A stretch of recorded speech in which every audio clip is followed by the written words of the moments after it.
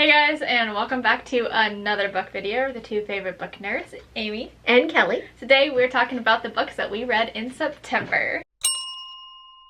Let's get into this. Let's talk about it. Let's talk about books, baby. I don't remember who started last month. I don't either. I don't know. Go for it. Okay, cool. Well, I read 8 books in September. Ooh. I know, I couldn't believe it when I was writing it out here just a little bit ago. I'm like, I read that many books? What? That's a lot of Who is stuff. she? What?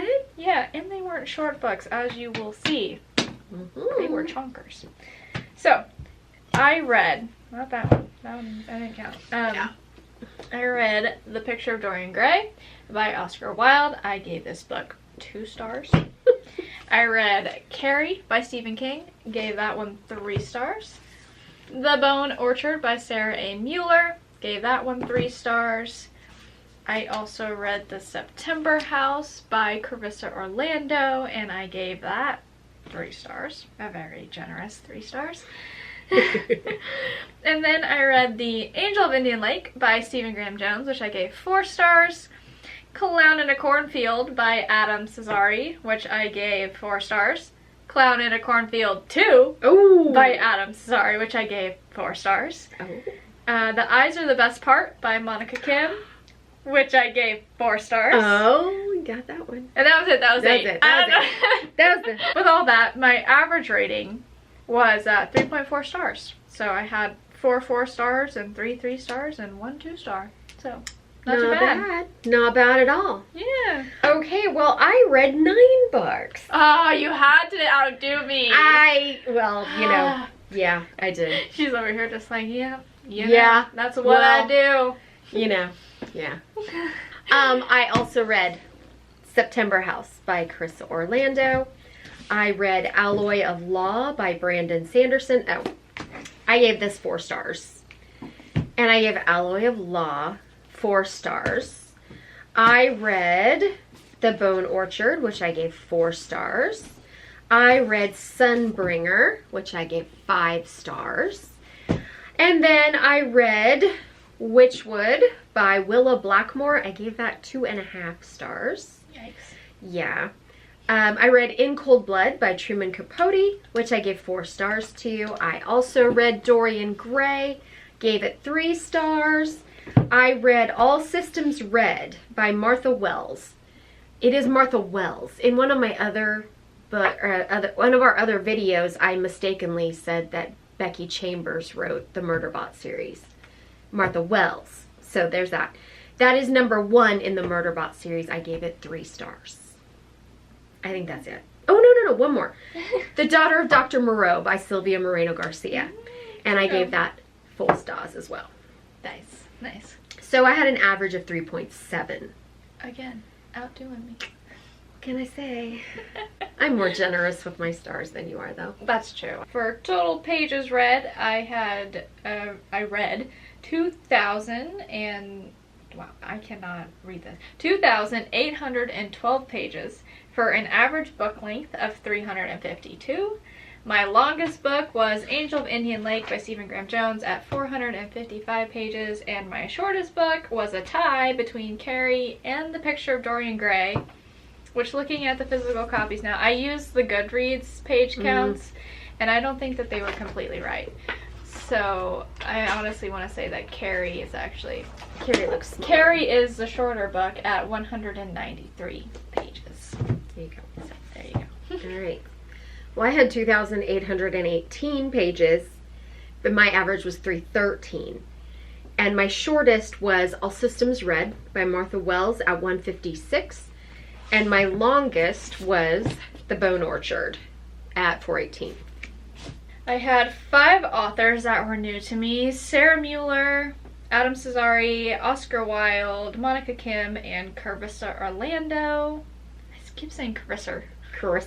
I have an accent apparently for just that one name. Carissa Orlando. I will read from Adam Cesare again. I'm already planning on reading Clown in a Cornfield 3 this month, so that's happening. And I will read from Monica Kim again. Oscar Wilde, I mean, he doesn't have any other books, but if he did, I wouldn't read them. And Sarah Mueller and Carissa Orlando are maybes for me. If I am forced into it, I will read it. But I probably won't go out and like seek more of their works. Yes. So I had 6 that were new to me. Carissa Orlando, Willa Blackmore, Truman Capote, Oscar Wilde, Martha Wells, and Sarah Mueller. I will probably am not going to read from Willa Blackmore again. Truman Capote, I'm not sure. The whole in Cold Blood thing was a draw because it was written about Kansas murders, so I don't know. Maybe, I don't know. We'll see. Oscar Wilde, nah. Sarah Mueller, probably. Carissa Orlando, maybe.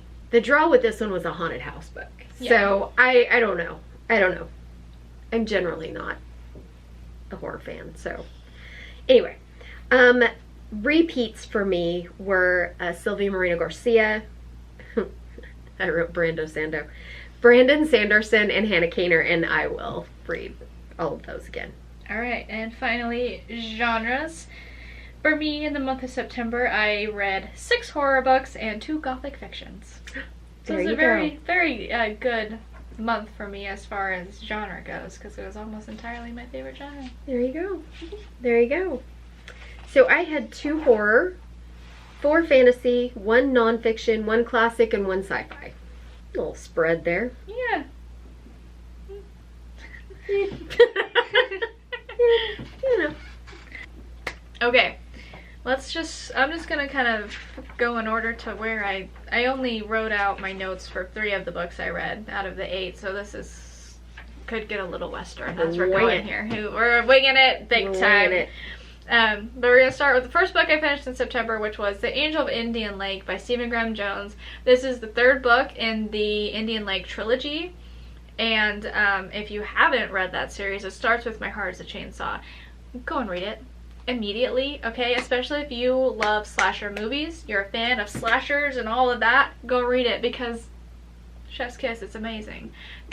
In the 3rd book here, it's wrapping up the whole saga. Our main character, Jade, who's from the other books, obviously, she is back once again in Proof Rock, trying to fight for her life and save the town and save her friends and family, and we have a serial killer on the loose in the form of the Angel of Indian Lake, and just destruction and chaos and all of this and death and is following. It's wild. Okay, this series, not only, it's like Stephen Graham Jones is an amazing writer, and like he could write anything and I will read it and I will love it, but based on the writing, and he has this ability to write so descriptively the deaths and this like killings of people that it's almost concerning. And like your mind is a scary place. it is, it must be, but like I appreciate it and I love it so much. And like this book definitely, just like the other 2 in this series, does not hold back on the gore, okay? And the gore starts immediately from the start of the book, and it's just that opening scene. Oh, if that opening scene doesn't just grab you and make you not want to put the book down, then you are, I don't know what's wrong with you, because it was amazing. Absolutely amazing. And yeah, I literally wrote in here, who knew there were so many gruesomely creative ways to kill people? That was what I wrote in my notes. So yeah, it definitely had more gore and stuff in the 3rd book than the other 2. And it was a great conclusion to the trilogy, and yeah, there's a ton of action. So definitely go read the series so you can read the 3rd book, because it's amazing. Might be the best of the 3, which is very rare for series, that they just get increasingly better. It is. But he did it. He managed it. He done did it. Yep. The next book I read in September was The Bone Orchard by Sarah A. Mueller. This was our book club book. I'm not going to talk about it here. You know the drill. We don't talk about our book club books here. But it was about an emperor's special lady friend who gets put in charge of figuring out who murdered him and trying to figure out which of his sons did it, because he believed that that was who tried to kill him, and if she can figure out who it was, then she gets to be free, have her freedom. Yes. It's a gothic whodunit.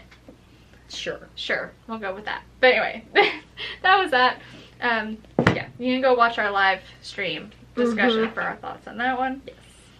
And that also is going to go with the September house. Not going to talk about this one either because we just actually discussed it. We just did. Yeah, so go and watch this live stream where we attempt to build Halloween cookie houses once again.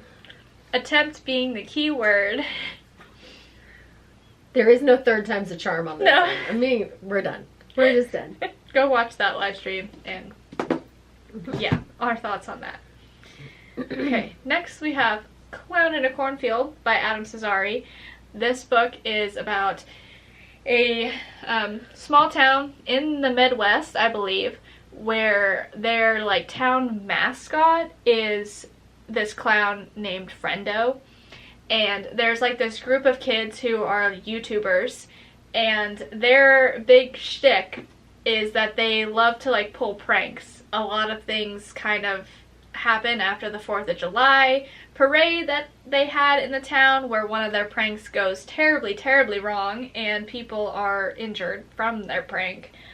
And yeah, just shit hits the fan. And Friendo the Clown no longer becomes just a mascot on the side of a building, but becomes real life, and they are out for blood. And the kids are the target. And not just the kids in this group, but the kids in the entire town. Oh. Yeah.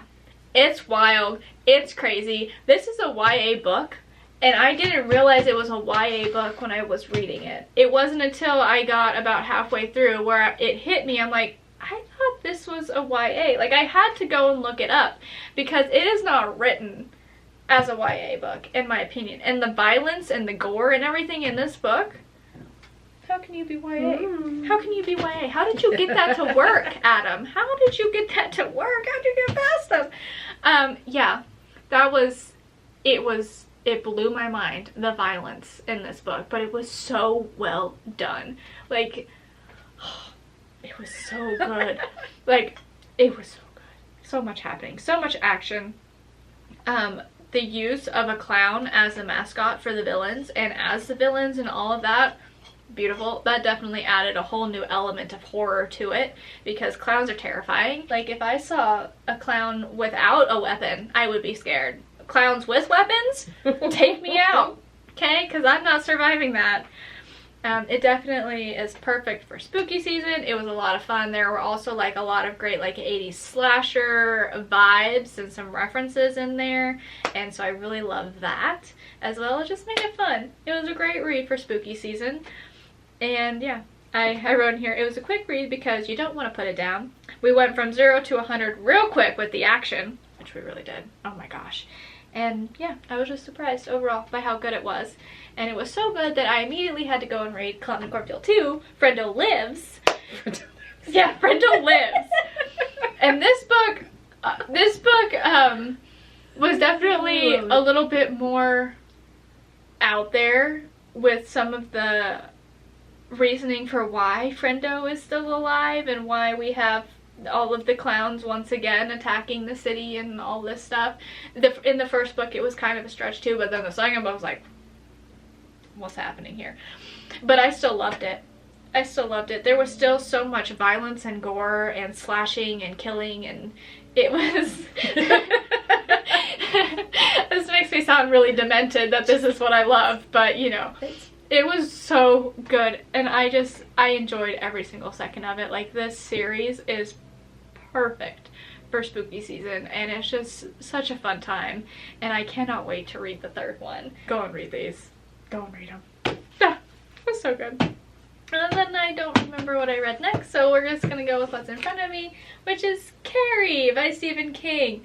This is a book about a young girl, Carrie, who has telekinesis, and we all know at the prom one night she gets dumped, pig's blood gets dumped on her, and it unleashes all of her powers, psychic powers, and people pay. And they pay big time. Oh my gosh. If you've seen this movie, as I mentioned in the other one, you've read the book pretty much. It follows it very, very closely. The movie follows the book very closely, and yeah, but I still enjoyed it. It was Stephen King's first novel, so it's small. It's a quick read. And yeah, that's about all I'm going to say about that, because we have a whole video dedicated to talking about our books that we read for the Rory Gilmore Challenge, which is what this was a part of. So yeah, I'd say if you haven't watched the movie, definitely read the book, because it was good. But either way, I didn't hate my time. Not like I hated my time. Well, I didn't hate my time with this one as much, but like, this happened. You know, this was a book that I did in fact waste my time reading. This is not what I expected it to be. I thought it was supposed to be like a horror book. It didn't go in the way that I expected it to go, and I was disappointed by that. And so yeah, you can hear more of my thoughts on this book in that Rory Gilmore video as well, along with this one that I DNF'd and didn't include in any of my stats, because why? That book was just bad. What other books did I read? The eyeball one. Ooh, yeah. The Eyes Are the Best Part by Monica Kim. So, I was very excited to read this book, and I did end up giving it 4 stars. It's about a young girl named Jiwon. Hopefully I'm pronouncing that right. And her family, her and her sister and her mother. It follows them after their dad left. He decided he didn't want to be part of their family anymore, so he GTFO'd, and then their mother ends up meeting a new guy who is a total disgusting creeper. Ugh. And they decide that they're going to get married, and Jiwon and her sister are not fans of this guy at all, and it comes to the point where Jiwon actually starts to fantasize about killing him and eating his eyes. Yeah.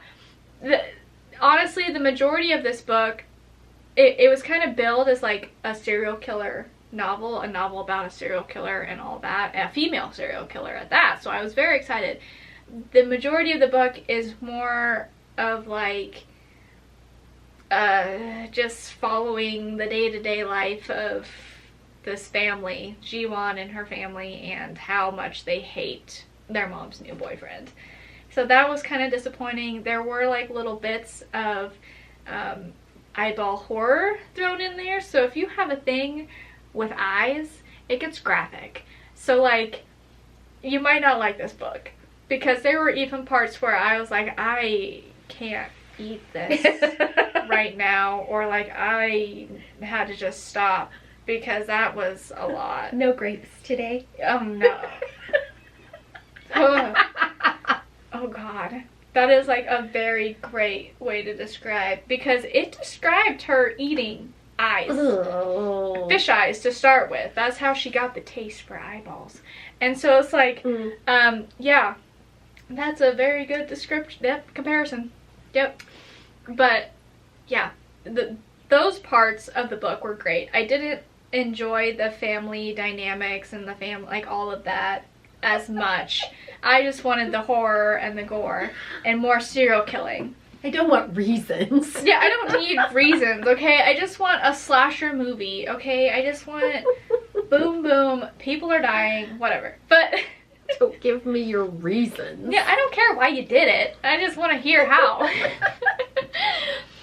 But, yeah, towards the end, though, it definitely started to, especially, like, once you reach the halfway point of the book, it definitely started to ramp up in the, like, in the actual, like, serial killing and more of the, even more graphic descriptions of eyes and all of these things. Like, it was starting to get, like, really, really good, and that, like, by the end of it, I was, like, so invested, and I really enjoyed it. I really enjoyed it a lot, so it was an easy 4-star, like, for me, but it definitely did start off a little slow, so that's why it wasn't a 5-star, but the descriptions were beautiful, absolutely beautiful.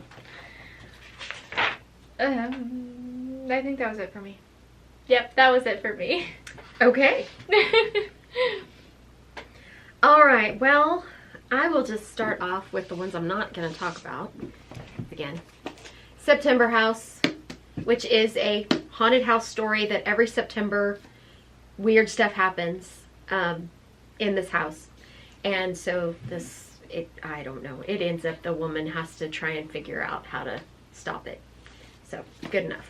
You can go watch that book club video.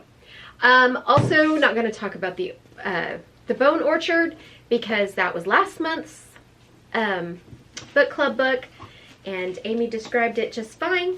So there's that. I also read Dorian Gray, which again, same thoughts as Amy did.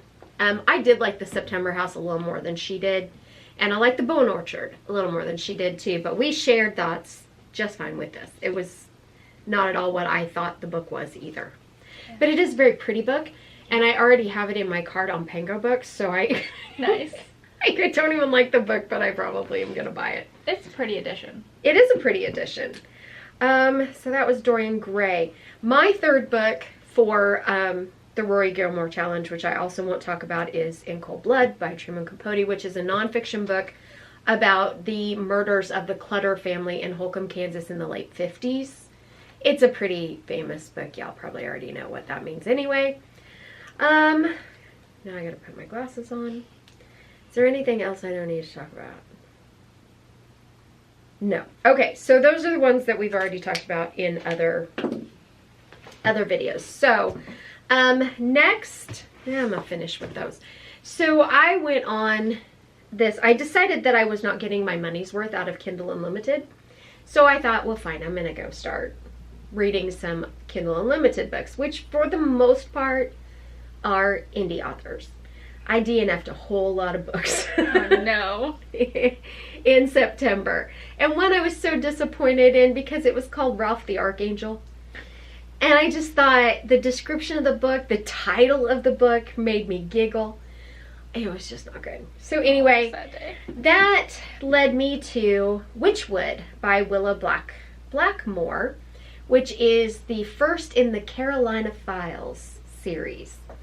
I gave it 2.5 stars. Witchwood is about Tula, who is one of 3 Whitlow sisters who are all witches. And they run this inn for magical creatures. So some big spell that their mother did made it so that you cannot, or the guests anyway, cannot perform magic on the grounds of the inn. So everybody's safe to stay there. Of course, the sisters can all do their magic, but the sisters are all pretty flighty and they don't take their magic seriously, and it's just really no big deal. And then on the side, Tula has decided to do a private investigating using her minimal witchery talents. So then there's a vineyard nearby and weird stuff starts happening at this vineyard, and the way they're in is powered, the way the spell that dampens magic, there's way that is done. Weird stuff's going on with that one, and it's kind of in danger, so Tula has to figure out what's going on. That's basically it. Yeah, I didn't like the book. It wasn't particular. I mean, I guess the mystery part of it, like what was going on at the vineyard, was kind of cool. Probably why I gave it 2 stars and didn't DNF it. Like I did a lot of other books. The writing was not that great. The best part of the book was the very, very beginning, and it involved another person in their community returning a chainsaw to the inn because he didn't know how he got it. He just remembers walking by and seeing a chainsaw in a cage, and all of a sudden, the next thing he remembers, he's at home and he has the chainsaw. So he's bringing it back. So they have a demon-possessed chainsaw. Nice. And I thought, oh, this is going to be good. And yeah, so the chainsaw never made another appearance. Oh. So you know, like Chekhov's gun? Yeah. Right? So, you know, if you introduce a gun on a wall and you describe it in chapter 1, it better show up in chapter 20. Okay, so the chainsaw never showed up again. So anyway, the sisters were all really, really irritating. Tula was really irritating. And there was a sort of love interest that, whatever. It's like, you know, wild, crazy witch and like straight-laced FBI guy. I'm like, ugh, I'm done. Okay, so I'm not going to go read any more of those. Okay, so The Daughter of Dr. Moreau by Sylvia Moreno Garcia, which is inspired by The Island of Dr. Moreau. So, definitely just inspired by, because obviously there was no daughter in that. Well, I mean, there kind of was, but not really. Anyway, it follows, they don't live on an island, but they live in a very isolated part of Mexico. So they are very isolated. And it is Dr. Moreau doing his experiments.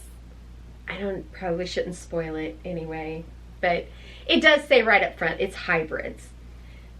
Dr. Moreau's experiments include hybrids. And so the thing that he comes up with first to his investors that are funding his research is that he is looking into ways of taking animal DNA to help cure human illnesses.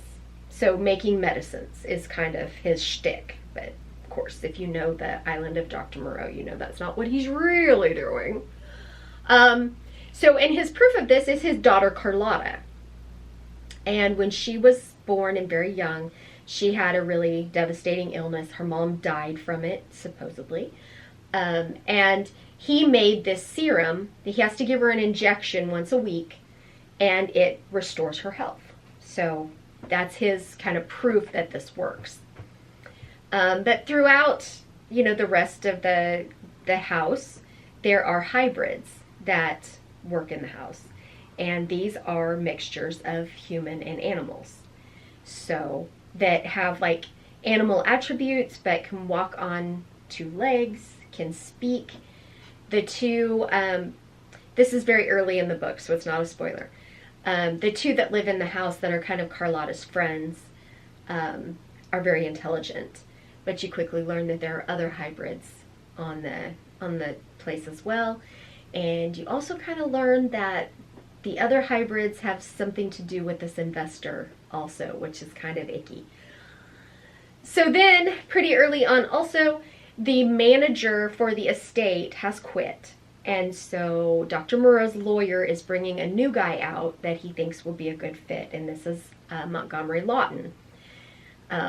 So he gets hired on, and that is a name from the original book as well, but the character is very different. So they're just going on with life, and then the investor's son comes to visit, who is of an age of Carlotta, who is 19, I think. And so then there's kind of sparks fly, but it also kind of kicks off when this son finds out what the doctor is doing. It kicks off a whole deal. I gave it 4 stars. I thought it was really good. It was just predictable. Like, you knew from the get-go what was going on here. But the details of what was going on, I thought were really good.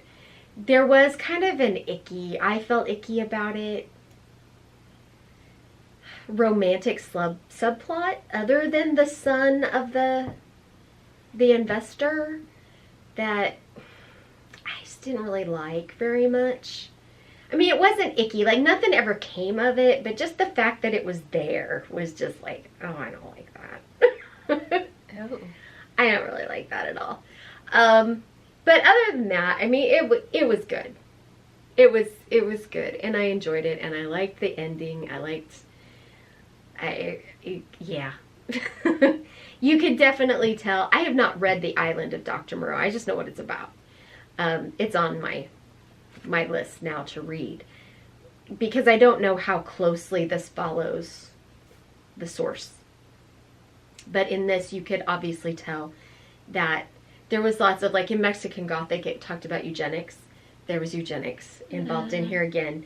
And also in this breeding program, you could tell it was very much an allegory for slavery. So there was, and it was a lot of there was political stuff in here too. So there was it was symbolism of other political goings on at the time, because this was about like the investor. Dr. Moreau was French and he had come over, but a lot of the other people were of Spanish descent, and so they were oppressing and trying to basically genocide the Mayans. So there was some allegory involved in that. But I thought it was really good. Okay, that was 4 stars. And then I read Alloy of Law by Brandon Sanderson, which is book 5 of the Mistborn, or book 1 of Era 2, however you want to go about that. So the first Mistborn trilogy kind of wraps up with the trilogy, and then this starts over again like 300 years into the future. So all of the characters of like the first era Mistborn are all like, now some of them are considered mythological people, like they're just stories, like they didn't exist, or some of them are actually the basis of new religions. This thing. But this is very much has a feel of like late 1800s, possibly early 1900s. It has a bit of a steampunk feel to it. It's not really steampunk, but it's that Western, Wild Wild West kind of feel. So when it starts out, you have Wax and Wayne, who are in the roughs, which very much sounds like if you watch any spaghetti Western set in like Arizona or New Mexico. that's what it is. Just a rough time, rough place, and they're lawmen. Anyway, whatever. It's spaghetti Westerns. So something happens, and around the time that something happens, Wax, whose real name is Waxilium Ladrian,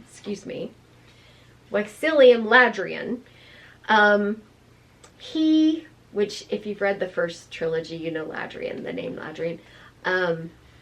At the same time that something happens in the roughs, he also gets word that his uncle and his sister were killed in a carriage accident. And so he has to go back because, come to find out, Wax is actually a young nobleman who is his uncle's heir. And so he has to go back to the city and take over his uncle's stuff. And so kind of through that, he's kind of deciding he needs to put away his rough ways, and his uncle just about bankrupted their house, and so he's got to get back into the business of things, and he's got this butler that's always kind of saying, don't do that stuff anymore. Don't be running around the city at night with your guns and, Oh, Lord. We have lawmen for that. You need to be this guy. So anyway, he goes, he tries to calm himself down. But then he is at a dinner, and this crew of criminals that call themselves the Vanishers, because they had been holding up trains, and nobody could figure out how it was working, because the trains they were robbing, they were just like making whole train cars vanish.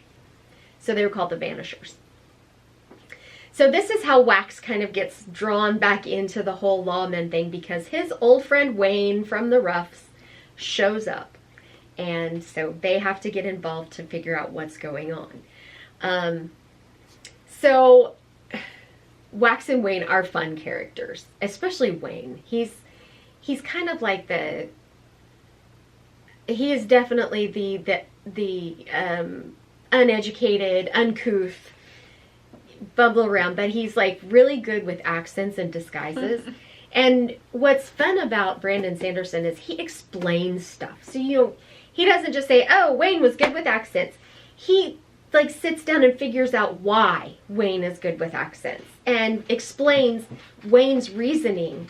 Like, oh, I'm going to throw in a little of this and a little high class this and a little docks this, and this is how I get this accent and this disguise. And so Brandon Sanderson is so good about that. So I really liked Wayne. There is also so as part of Wax trying to like settle down and stuff, he decides he needs to get married and produce an heir. And so, I can't remember her name. Steris. So, Lady Steris is the person that ultimately he decides to get engaged to. But she is a very, like, cold, kind of business-like.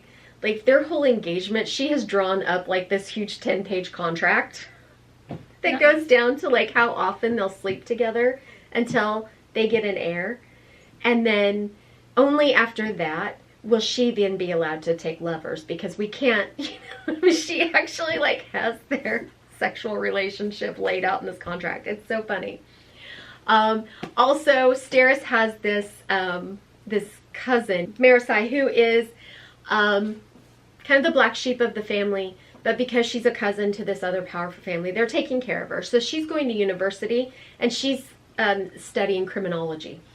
So, you know, she's just right there getting in the middle of everything. So it's really interesting how, you know, they go on. And of course, it's still the magic system that was in place in Mistborn, which is the metal magic. You know, they ingest metals. And certain metals will give certain people certain powers. And it's not anybody and everything. It's only like one person can use one metal. Unless you're Mistborn, and then they could use all the metals. But Mistborn doesn't really exist in this era. They think that's just a myth. But of course, in the first trilogy, Vin was Mistborn. Anyway, I also thought this was fun because kind of their daily newspaper they called Broad Streets, the Broad Streets. So he included like stuff like that in there, which I think is fun. That is pretty cool. So anyway, I did give it 4 stars. He does have problems with his characters, especially drawing up women characters. He's not always the best with it. And it is just the first book in the next trilogy. Well, I think there's 4 in this one, actually. So they're not always the strongest. You know, they're really setting up the world and the rules and all that. But I did enjoy Wax and Wayne. Mm-hmm. Okay, lastly, Sunbringer by Hannah Kaner, which is the sequel to Godkiller that I read a couple months ago. And, oh, this was so good. I gave it 5 stars. I actually had originally only given Godkiller 4 stars. I went back and bumped that up. I don't know what I was thinking. So we still have Kissen, Elo, Inara, and Skedi. So our main 4 characters from the original book are all back.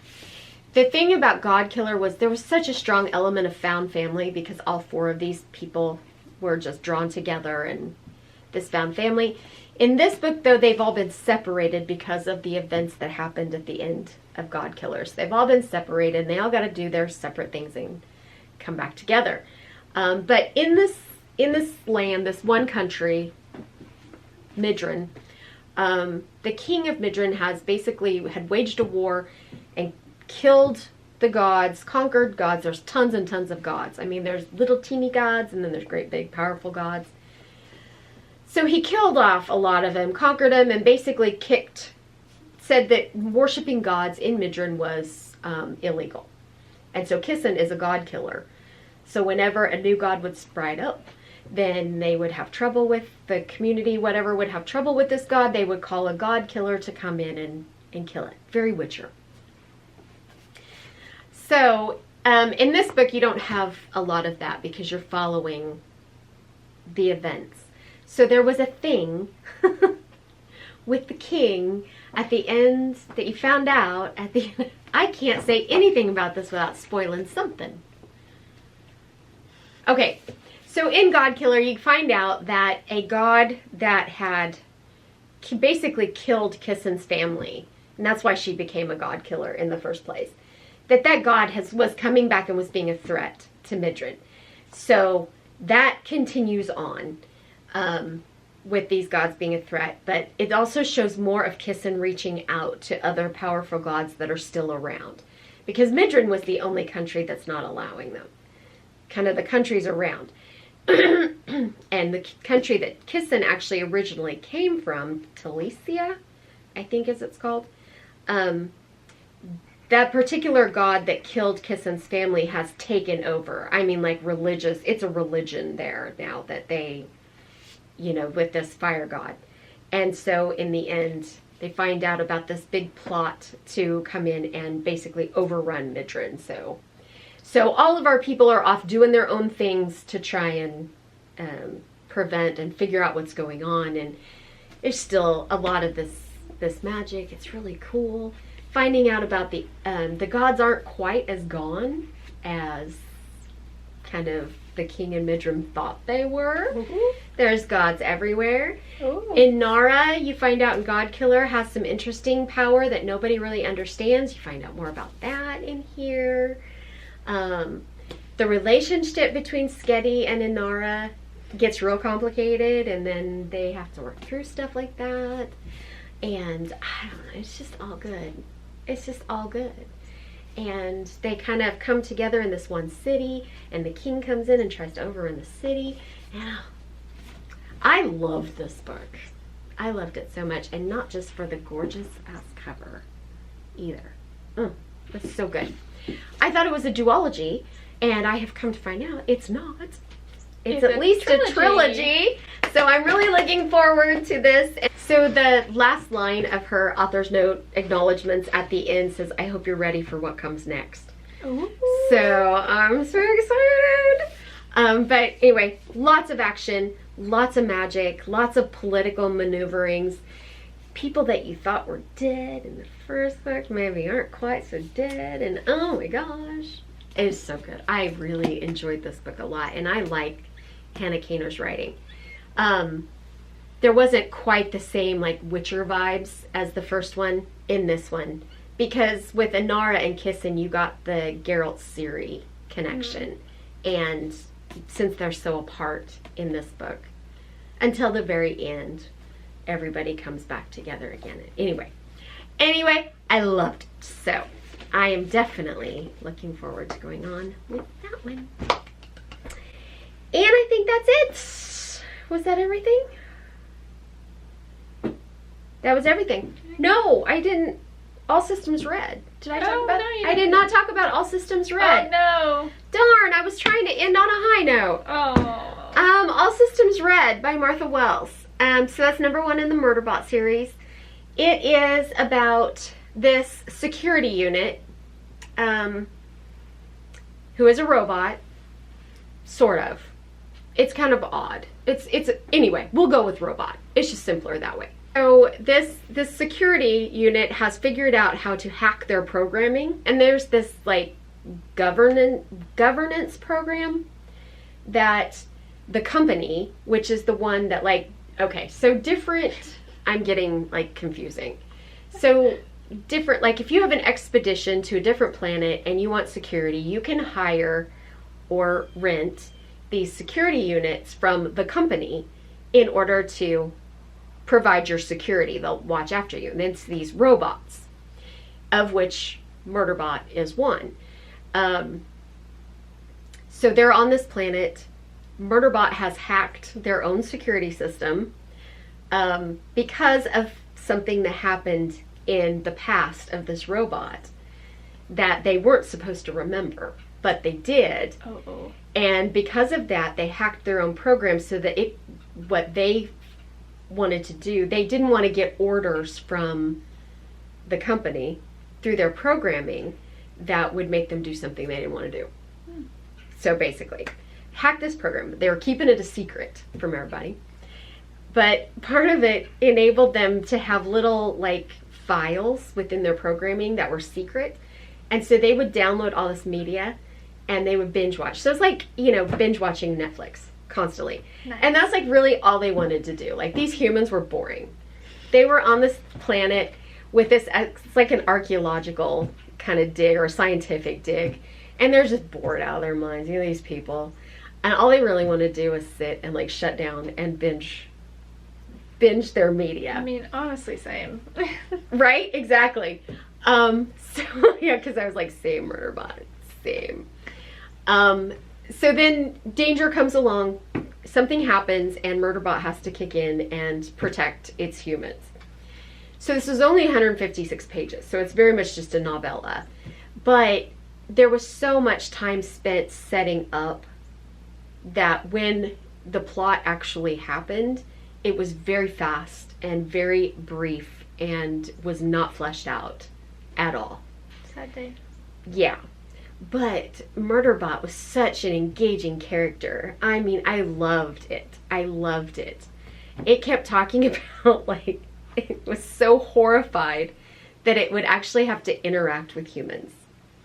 So normally, like, these robots are treated like machines. So when they have their little, whatever they call their little ships that they flit around on, like the sec units would sit in the cargo area and the humans would come up. And so these humans are like all about that, you know, they're enslaved and it's a person. And Murderbot's just like, I just want to go sit in the cargo unit.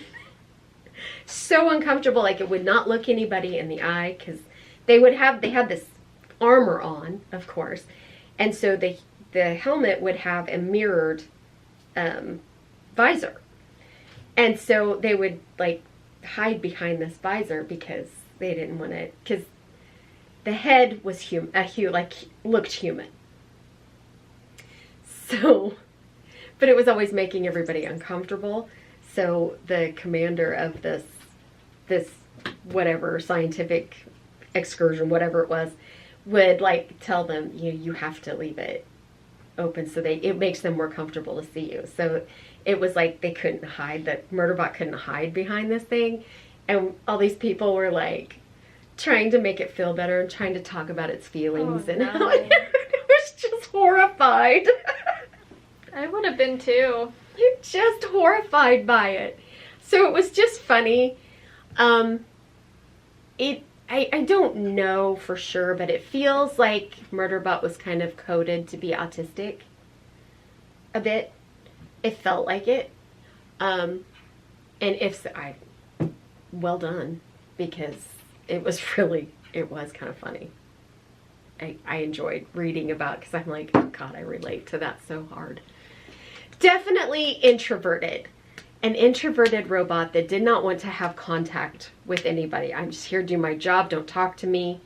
Don't try and ask me if I'm okay, or, just stuff would happen. And it was weird. I don't know. It was funny. Anyway, if the plot had held up with the rest, I think it would have been much better. So it needed to either be longer, or a lot of this, talking about Murderbot and their personality and what thing had done needed to be a lot more interwoven into the plot, so the plot could have happened at a longer period of time, I think.